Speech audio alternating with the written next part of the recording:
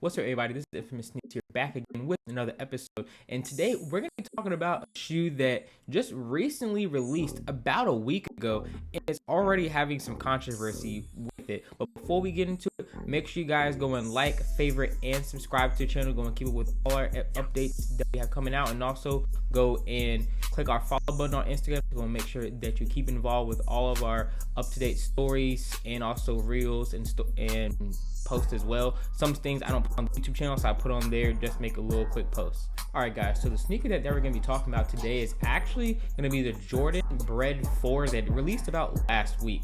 And it's not so much what the shoe did exactly, it's so much what someone did to customize the shoe. Let me go and explain.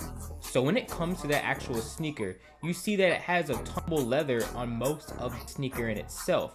But what a person decided to go and do to the shoe for a customizer, they try to make it look like the original Jordan 4 by taking off the tumble part of the tumble leather, which I didn't really even fucking do that. But some guy figured out how to do it. But he figured out how to do it because he's a shoe customizer. And what he did was he just used some acetone on it and he just rubbed it off. And then on the trimming of it, he then went and got some white and went over the trimming and then used some more paints. He said he used some flats, black, duller, and too thin.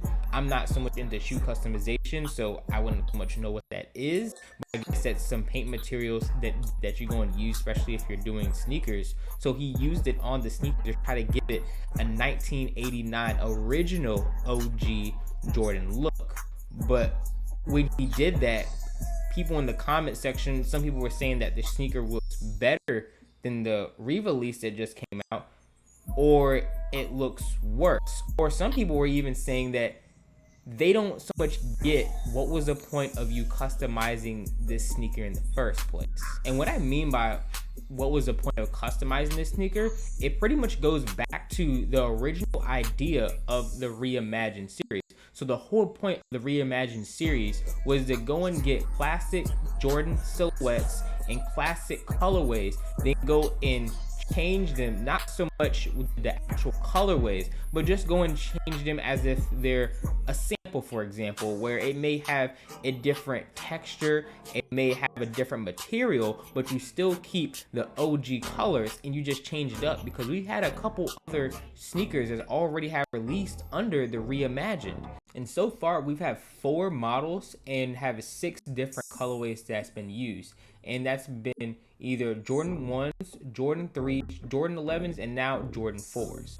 But the real issue that comes into this whole video is when it came to the Reimagined 4s, those ones are supposed to have a tumble leather on it because that's what makes it different. That's the Reimagined part. You add some sort of new element onto the sneaker that was not originally there, and it's supposed to be, I guess, a remixed version of the original version.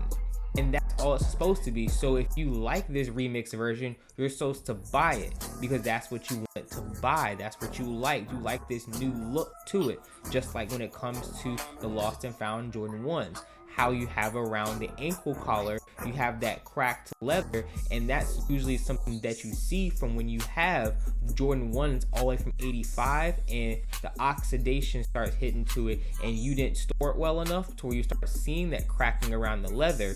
That's what makes them a little bit more different, because someone didn't take care of them and they incorporated that small little difference into the next Jordan 1s, which makes them different. But with these, they over here just added the tumble leather. That's what makes them different. And people in this video are more or less getting mad of why would you then try to make them look exactly like the 89 version with more smoothed out leather? Because if you just wanted to have something look like the 89 version, or if you just want the 89 version of the sneaker, you could save up your money and just buy the 89 version. I know it's going to be extremely hard to get the money to go and buy the 85 version because it is really expensive and it's an extremely rare find, because you don't see that many collectors or even people who collect older sneakers put it up that often because it's so rare and hard to find and come across. But if you want it, go after it. Don't get a newer version of that sneaker and then make it look like the older sneaker. I understand the whole nostalgia factor, but more or less people are getting kind of mad because you did it to the new kid on the block instead of just getting the old kid. But hey, it's your money, so you can do whatever you want to do with it. It's more just kind of some little bit of controversy that's going around about this shoe. But at the same time, we do have the sneaker that we got on the day of release. It is right here. I am going to go and do a review of this sneaker right after this video drops.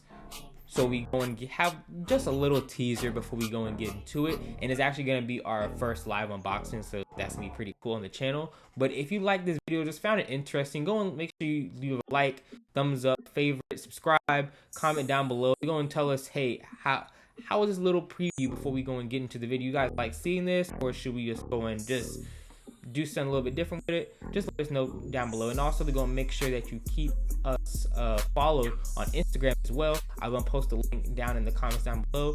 All right, guys, been cool being with you.